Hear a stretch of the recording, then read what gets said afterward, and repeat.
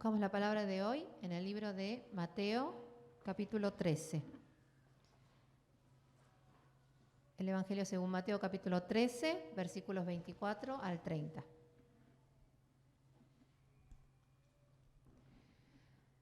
Les refirió otra parábola diciéndole: el reino de los cielos es semejante a un hombre que sembró una buena semilla en su campo. Pero mientras dormían los hombres, vino su enemigo y sembró cizaña entre el trigo y se fue. Y cuando salió la hierba y dio fruto, entonces apareció también la cizaña. Vinieron entonces los siervos del padre de familia y le dijeron: Señor, ¿no sembraste buena semilla en tu campo? ¿De dónde pues tienes cizaña? Él les dijo: un enemigo ha hecho esto. Y los siervos le dijeron: ¿quieres pues que vayamos y las arranquemos? Él les dijo: no sea que al arrancar la cizaña arranquéis también con ella el trigo. Dejad crecer juntamente lo uno y lo otro hasta la siega, y al tiempo de la siega yo diré a los segadores: recoged primero la cizaña y atadla en manojos para quemarla, pero recoged el trigo en mi granero. Amén. La copastora Jim va a compartir la palabra.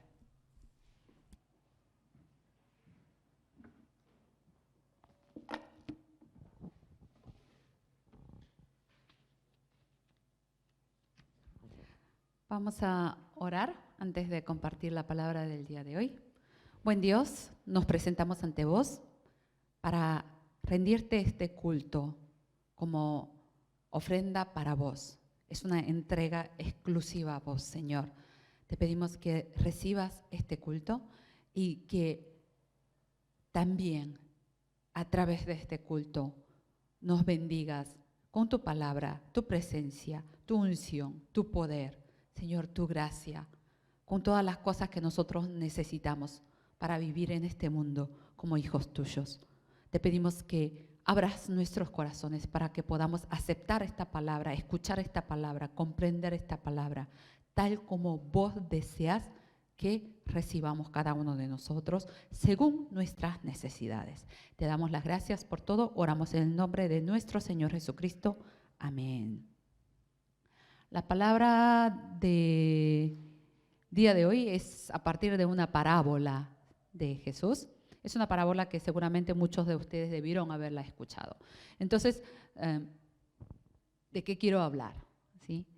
De por qué traemos el tema de la cizaña y el trigo, que muchos deben conocer y algunos ya deben saber a qué se refiere Jesús con esta palabra. Pero en realidad de lo que quiero que hablemos, de lo que quiero que nosotros reflexionemos, sobre lo que quiero que estemos reflexionando, sobre lo que quisiera que pudiéramos como cuestionarnos un poco, es sobre la relación en nuestras existencias, en nuestras vidas, la relación que existe entre la fe y nuestra vida.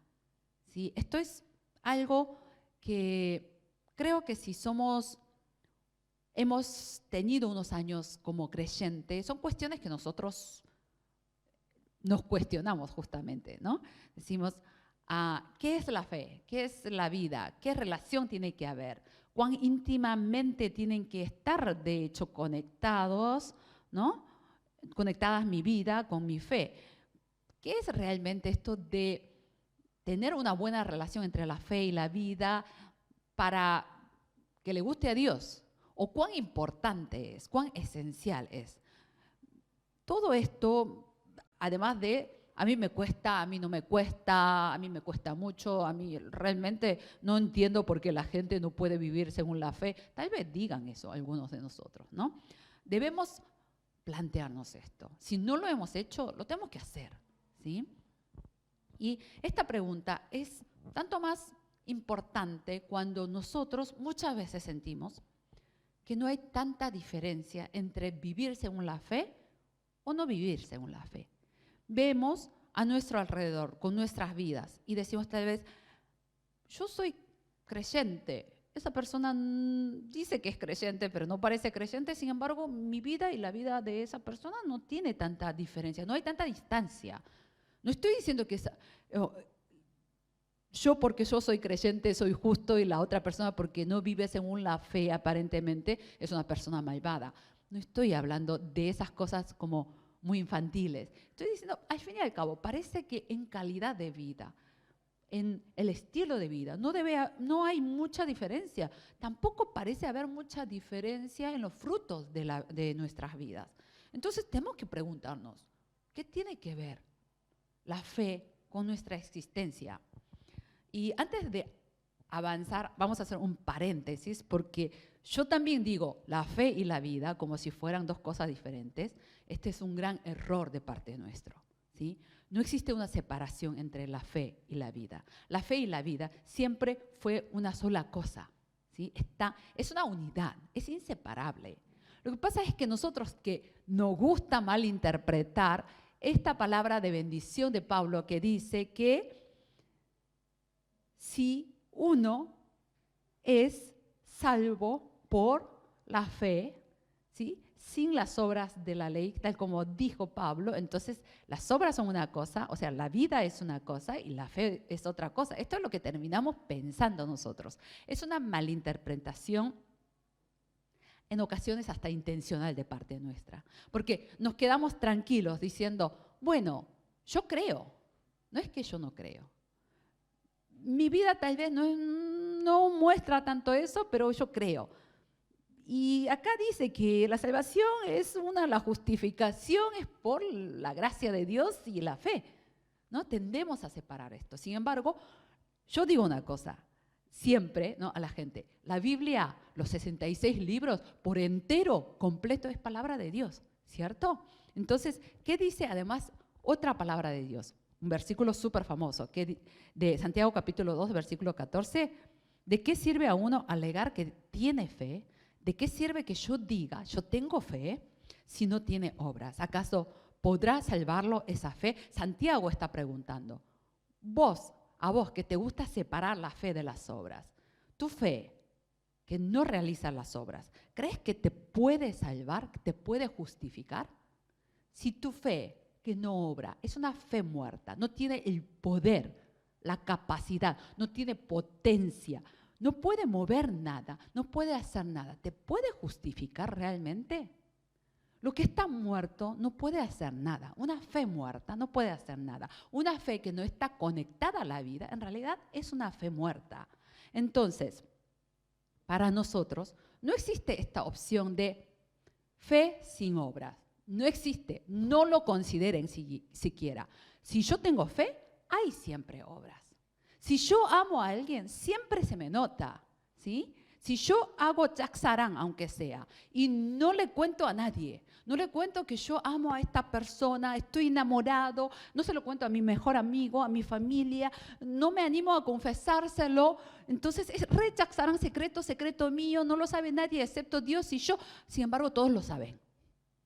Todo el mundo sabe que yo, como a esa persona la trato diferente, que la veo diferente, ¿no? Mi expresión cambia, ¿no? Mi actitud cambia. La gente sabe, con el tiempo, hay esta frase que dice, 재채기야, 사랑은 숨길 수 없다. ¿Sí? No hay modo de ocultar. Cuando uno está enamorado, se nota. ¿Por qué? Porque lo que está adentro, mis sentimientos, mis emociones, mis pensamientos, se traducen física, materialmente, ¿sí? Lo que está en mi corazón se ve en acciones, en obras, en palabras, en gestos, en expresiones. Todo es visible, todo es tangible. Hay obra si hay un sentimiento. Entonces, a partir de esto, yo quiero que nosotros tengamos en cuenta esto. Tal vez equivocadamente creamos, si yo creo, tengo que ser santo el 100%. Tengo que vivir en la iglesia. No puedo faltar un solo lleve. Tengo que hacer perfectamente el diezmo, ¿no? Me tengo que conocer de memoria la Biblia, lo cual tampoco, Dios gracias por internet, ¿no? Porque yo cada vez que quiero buscar un pasaje no me acuerdo cuál es, ¿no? Me tengo que memorizar la Biblia. No, pero tiene que haber obra. Tiene que haber deseo de presentarnos ante Dios. Tiene que haber amor a Dios, por lo tanto, deseo de servir a Dios o de vivir de manera diferente, de tener valores diferentes a los valores de personas que no conocen a Dios. Tratar a mis hermanos de manera diferente. Manejar el dinero de manera diferente. Y no solo estoy hablando de diezmo, sino cómo gasto mi dinero. Para mí, plata que Dios permite que yo gaste para mí, ¿cómo lo gasto? ¿Cómo invierto? ¿Cómo lo trabajo? ¿Cómo trato a mis empleados o subordinados? En todo esto tiene que haber obra. Sin embargo, nosotros muchas veces dudamos acerca de esta unidad, fe y vida. ¿Por qué? Justamente porque sentimos que no hay diferencia entre nosotros que vivimos según la fe y las otras personas que dicen creer pero no viven claramente por la fe. Entonces uno dice, pero yo vivo por la fe. ¿Por qué no soy especialmente bendecido? O ponele que no quieres bendecirme. ¿Por qué esa persona que no vive según la fe, que ni siquiera es cristiano, que es una persona malvada, no es castigada? ¿Por qué no hay diferencia? Y esto es de lo que quiero que hablemos en el día de hoy. ¿Por qué no hay retribución para nosotros? ¿Por qué no nos reditúa? ¿Por qué no es de beneficio para nosotros esta condición que Dios pone que es sine qua non, esta condición sine qua non de vivir la fe? Que la fe y la vida sea una unidad, tenga una relación íntima. Y vamos a ver también por qué es tan importante, por qué nos exige que vivamos según la fe. ¿Por qué tiene que haber esta relación íntima entre la fe y la vida? ¿Por qué Dios nos demanda esto? Tania, perdóname, pero ¿podés encender el aire acondicionado? Creo que hace calor. La parábola del día de hoy habla acerca de trigo y la cizaña. Un hombre sembró semillas de trigo en su campo y vino a la noche, dice que un enemigo, y sembró cizaña, ¿sí? Y crecieron juntas, ¿no? Porque no sabíamos que había cizaña y trigo, crecieron lo suficiente como para que los siervos, que son especialistas del cultivo, se dieran cuenta de que había cizaña. Entonces, quisieron como, ¿qué hacemos ahora? ¿Las arrancamos? ¿Cómo solucionamos esto? Nosotros que no tenemos ni la más pálida idea de lo que es cómo luce trigo, excepto las fotos que vemos en las publicidades de panes de trigo, ¿no? Algo así. Nunca hemos visto cizaña. Vamos a ver cómo son las imágenes de cizaña y trigo. La de la derecha es trigo, la de la izquierda es cizaña. ¿Saben qué? Porque acá lo dicen y decimos, parecen que son diferentes. Lo ven en el campo, no lo distinguimos, ¿cierto? No tenemos idea, ¿sí? Son muy parecidos.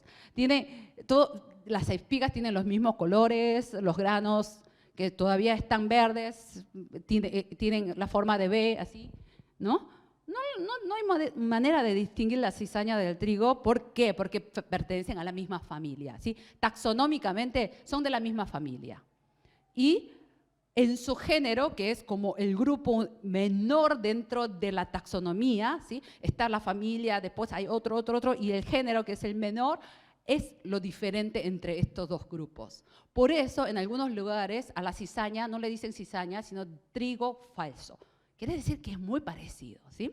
Entonces, crece estas juntas muchas veces, y especialmente en Israel aparentemente era muy común que estuvieran mezcladas la cizaña con el trigo, y crecen, y la cizaña obviamente crece más rápido. ¿Vieron que uno cultiva cosas y qué es lo primero que crece? Las malas hierbas, ¿cierto? Los chapchó.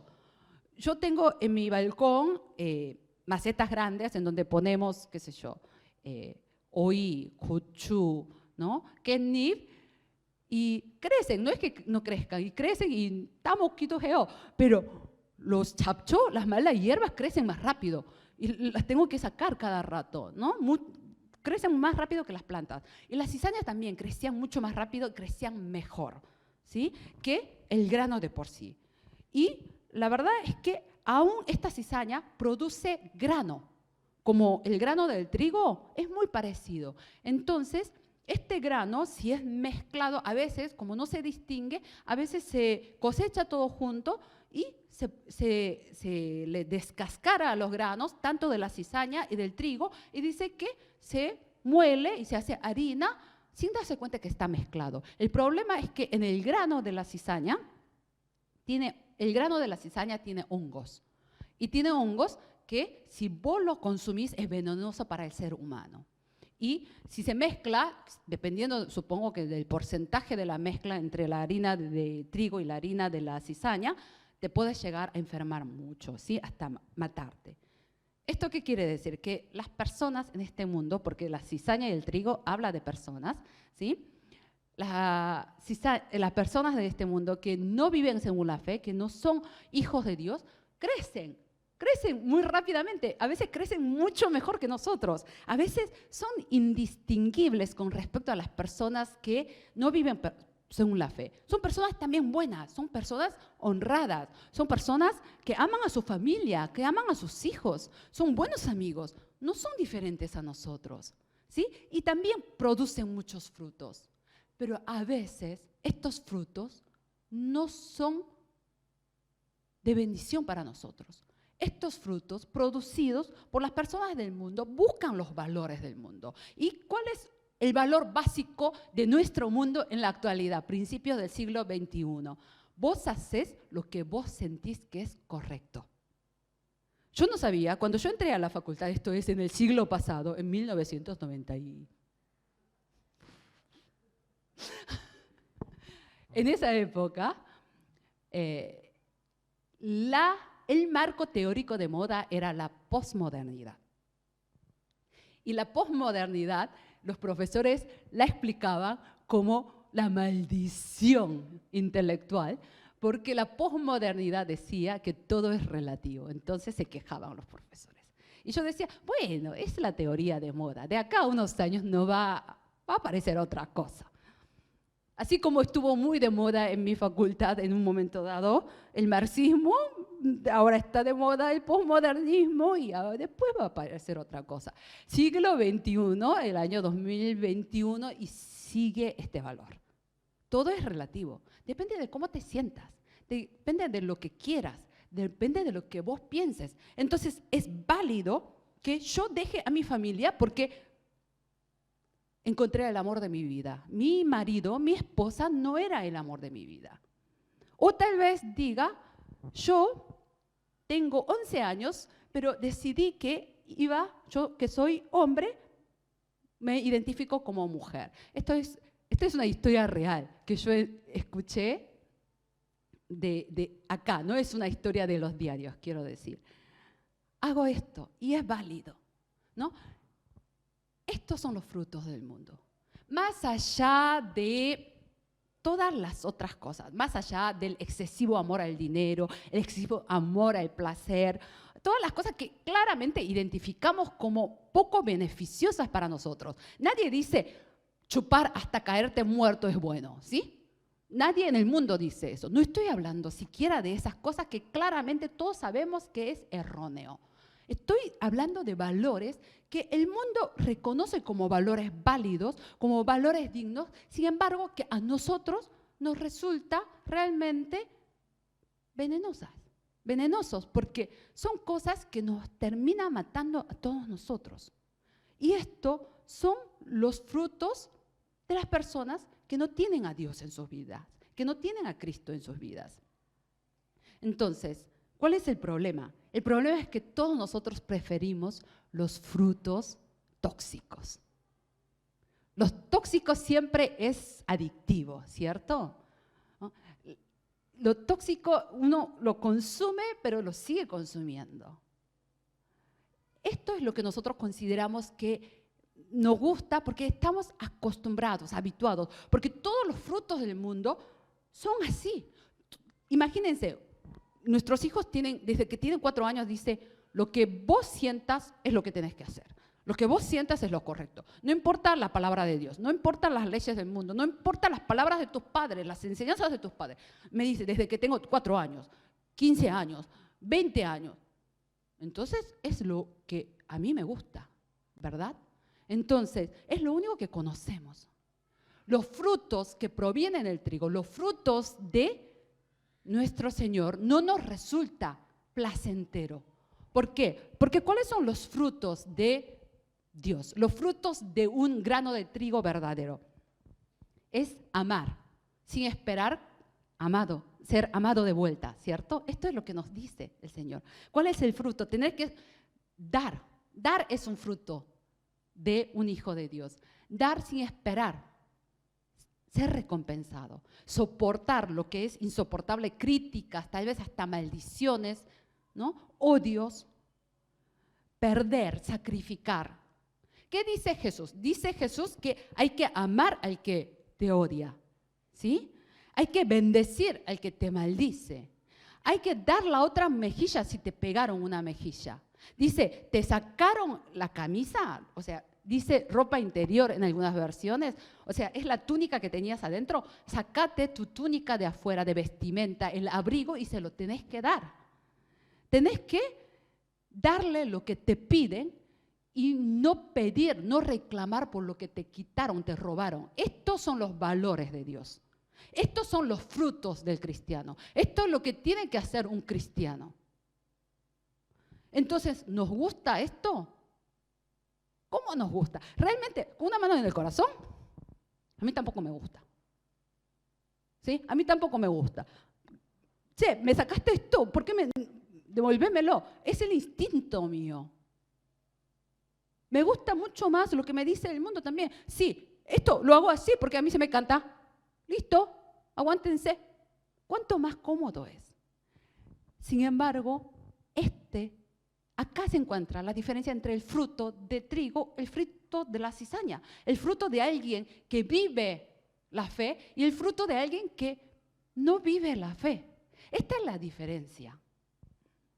Entonces, nosotros, a pesar de que a nosotros nos parezca que no hay diferencia o que no nos convenga, ¿por qué tenemos que ser trigo y no cizaña? ¿Por qué tenemos que vivir según la fe? ¿Por qué tiene que haber una relación entre la fe y la vida en nosotros? En primer lugar, porque la relación entre la fe y la vida es lo que decide si vamos a ser separados para la vida o si vamos a ser separados para la muerte en nuestro juicio final, en la separación final. Dice que estaban mezclados la cizaña y el trigo. Sin embargo, el dueño del campo, ¿qué dice? ¿Que extraiga, que arranque la cizaña? No, dice que no. Dice, vinieron los siervos y dijeron, ¿quieres pues que vayamos y arranquemos la cizaña? Y él les dijo, el dueño les dijo, no sea que al arrancar la cizaña, arranquéis también con ella el trigo. Dejad crecer juntamente lo uno y lo otro hasta la siega.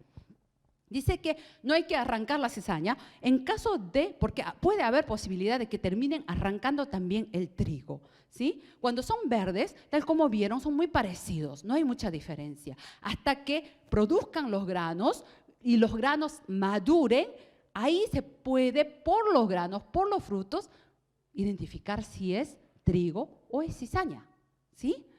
Y para mantener a estos dos, la cizaña y el trigo, es para esperar hasta el momento de la cosecha. No es que se mantiene eternamente juntas y se mezclan, es hasta el momento de la siega, ¿cierto? Dice que, entonces, ¿qué se hace en el momento de la siega, de la cosecha? El dueño dice que se va a recoger primero la cizaña, se va a atar, se la va a quemar y después se va a cosechar el trigo y se va a guardar los granos en el depósito del dueño. Esto es lo que dice. Entonces se va a deshacer de la cizaña y se va a guardar el trigo. Este es el momento de la separación final, es el importante, es el momento del juicio final, es cuando se decide lo que vamos a hacer para toda la eternidad, que no tiene ningún sentido para nosotros porque nosotros no conocemos la eternidad. Nosotros decimos, es lo que tengo ahora, es lo único que conozco, ¿cómo podemos concebir la eternidad?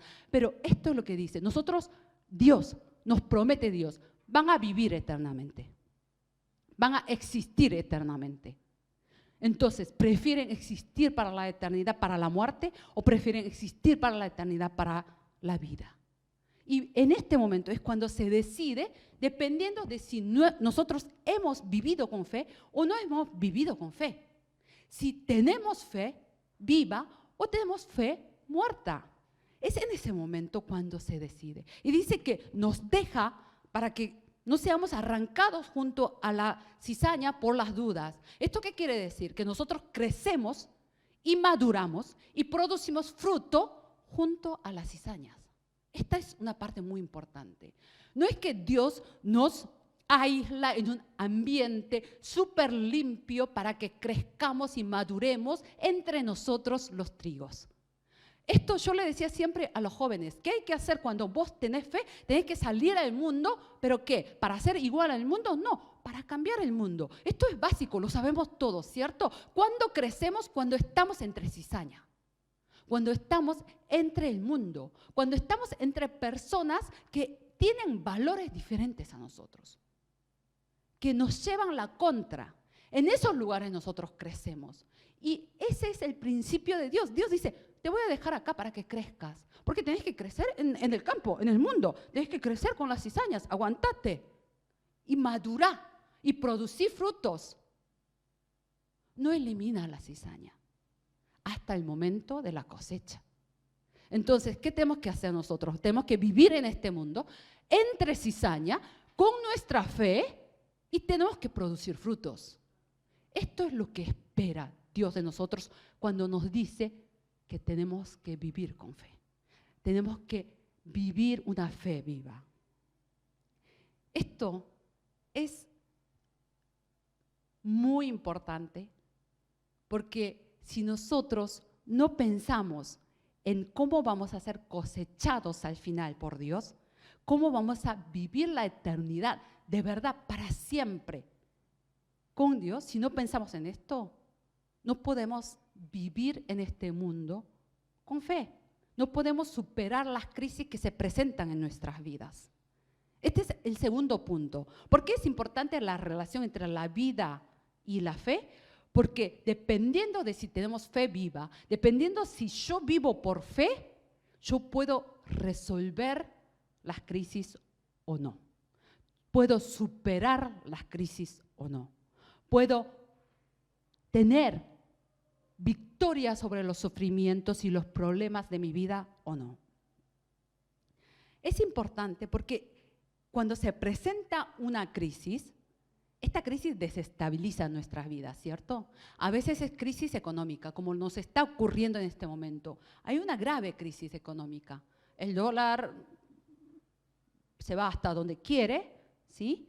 Hay problemas de importaciones, hay problemas de suministro, hay problemas sociales debido a los problemas económicos. Tenemos problemas personales, porque también reconocemos que cuando hay problema económico aumenta el conflicto en la familia, en la pareja, con los hijos.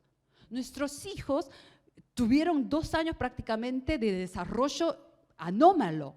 Entonces hay problemas con nuestros hijos. Surgen estos problemas, pero no solo estos problemas. En algún momento de nuestras vidas nos podemos enfermar, podemos tener accidente, puede romperse nuestra pareja, ¿no? Nuestro matrimonio. No podemos llegar a tener muertes de seres queridos. Estas crisis desestabilizan nuestras existencias. Sin embargo, son estas crisis las que nos muestran, nos separan a nosotros en trigo y en cizaña. Estas crisis nos muestran si somos personas que vivimos por la fe o si vivimos sin fe. En esos momentos se muestra al mundo y nos mostramos a nosotros mismos también si vivimos con una fe viva o nuestra fe está muerta. ¿Cuándo? Cuando hay crisis. La crisis literalmente significa separación. La palabra en sí significa separación, elección, juicio, división. Y dice que en griego especialmente se usaba la palabra crisis para hablar de crisis médica. Pero es ese punto de cambio brusco para la vida o para la muerte. Es ese punto en el que los médicos dicen, bueno, esta noche es la noche decisiva. Si supera, vive. Si no supera, bueno, se muere. Es ese punto es llamado crisis. Entonces, ¿qué es crisis para nosotros? Es el punto en el de la crisis para nosotros es el punto de separación y diferenciación para la vida y para la muerte. Cada crisis que nosotros tenemos en nuestra vida sean personales, sean de trabajo, de familia, de salud, porque existen obstáculo tras obstáculo, obstáculo hasta que pongamos nuestros pies en el ataúd y vayamos al cielo, porque esta es la verdad, vamos a tener una crisis tras otra. Cada crisis es el momento en que se demuestra si yo soy separado para Dios o para el infierno. Yo estoy practicando, yo estoy mostrando, estoy testimoniando al mundo. Yo estoy separado para la vida. Vos haces eso, está bien, pero yo soy diferente. Eso es lo que demuestro dependiendo de cuáles son mis decisiones en cada crisis. No existe para esto un ejemplo más claro que el ejemplo de Lot y su esposa. Lot es el sobrino de Abraham, ¿se acuerdan? Lot se separa en un momento dado de su tío con toda su pertenencia, su rebaño, sus propiedades, y se va a vivir a Sodoma y Gomorra. Y Sodoma y Gomorra es destruida, esta ciudad. Entonces vienen los ángeles para avisarle a la familia de Lot. Y la familia de Lot duda en ese momento, pero los ángeles los apuran y los sacan de la ciudad. Y tanto la mujer de Lot y Lot escucharon las palabras acerca de la destrucción de Sodoma y Gomorra, y los dos fueron guiados, llevados de la mano. Dice que tomaron la mano, los ángeles tomaron la mano de la mujer de Lot y de Lot para sacarlos de la ciudad. Y los sacaron de la ciudad. Sin embargo, ¿quién vivió y quién murió? Vivió Lot, pero no vivió la mujer. Fueron separados. ¿Por qué? Porque Lot, por todos los años de vida junto a su tío Abraham, había practicado la fe. Y la mujer de Lot no. Aquí, en esos momentos decisivos, es donde se muestra si yo he vivido con fe o no. Puede ser que en otros momentos somos iguales que la cizaña, pero en el momento decisivo, en el momento en que se cuestiona nuestro valor cristiano, en el momento en que nosotros padecemos un sufrimiento realmente enorme, doloroso, que parece que nos va a matar. En esos momentos se demuestra si yo estoy separado para la vida o estoy separado para la muerte. Esto ocurre tanto a las personas que se dedican al ministerio como yo, como a todos los creyentes, a todos los fieles. Esto no es algo que le ocurre únicamente a la gente que está más preparada. Todos nosotros mostramos que fuimos separados para la vida, para Dios, en nuestra medida. Tal vez un Changnunim lo tenga que demostrar de manera mucho más extraordinaria que un niño de Yuchibú, pero lo mostramos continuamente.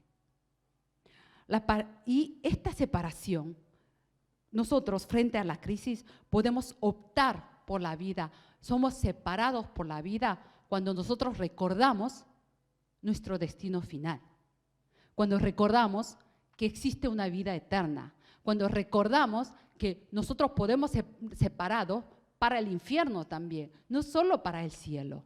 Cuando recordamos esto, que existe un objetivo final para nosotros, que existe un propósito final para nosotros. Cuando recordamos nuestro destino final, nosotros podemos hacer esto. Podemos optar, podemos vivir según la fe, podemos ser separados para la vida. Por eso nosotros los cristianos somos personas que se encuentran orientadas al futuro. Somos personas que tienen un propósito final. Nosotros no decidimos, no actuamos de acuerdo a lo que vemos en lo inmediato. No actuamos, no decidimos igual porque en este momento siento esto. Es lo que veo en el presente. Lo hacemos mirando a futuro, mirando a un futuro bien lejos, eternamente. En Romanos capítulo 8, versículo 28, la palabra de Dios dice lo siguiente. Es un versículo muy famoso que muchas veces nosotros lo tenemos pegados en los hage en Corea, ¿no? Ahora creo que no tanto como antes, pero dice, sabemos que Dios hace todas las cosas, que hace que todas las cosas cooperen para el bien de quienes lo aman y son llamados según el propósito que Él tiene para ellos. Es uno de esos versículos famosos y preferidos por nosotros. ¿Por qué? Porque nos gusta esta parte que dice que todas las cosas cooperan para el bien, ¿cierto? Sin embargo, fíjense lo que sigue diciendo la palabra de Dios. Dice que es únicamente para aquellos que son llamados para el propósito de Dios. Todas las cosas cooperan para el bien, para aquellos que son amados por Dios y que aman a Dios, pero también que existen para el propósito de Dios. Entonces Dios realiza todas las obras en nuestra vida, nos guía, hace que nosotros superemos todas las tribulaciones, los dolores, las crisis. ¿Para qué? Para que lleguemos a este propósito. ¿Y cuál es este propósito? Dice en el versículo 30, dice que es de darnos la gloria, de establecer una buena relación, la relación correcta con Dios, de ser llamados por Dios, de ser elegidos por Dios. ¿Esto qué quiere decir? De darnos la salvación y la vida eterna en el reino de los cielos frente a Dios. Este es el propósito de Dios. Entonces, todas las cosas que Dios nos da es para este propósito. Si en ocasiones no darnos logra que nosotros nos acerquemos a este propósito, no nos da. Si darnos nos acerca a este propósito, nos lo da. Esto es lo importante. Este es el propósito y es lo que cuenta para Dios. Entonces, vivo por la fe, vivo con la fe, vivo la fe. ¿Para qué? Para acercarme a este propósito. Cuando yo recuerdo esto, yo puedo decir, esta elección me puede traer beneficio inmediato, pero yo sé que no me acerca al propósito de Dios. Y por eso yo elijo lo otro. Así es como superamos cada crisis en nuestras vidas. Así es como tenemos que elegir. La fe se trata de esto. La fe se trata de vivir la fe. La fe no es conocimiento, no es memorizarse los versículos, no es siquiera hacer ayuno, no es hacer punza 24 horas en la iglesia. La fe es vivir. Vivir todos los momentos de mi vida dentro y fuera de la iglesia según la fe. Esto es vivir la fe. Esta es la fe viva, no la fe muerta. Y para esto, ¿qué tenemos que hacer? Tenemos que recordar que tenemos a Jesucristo vivo en nuestros corazones, ¿cierto?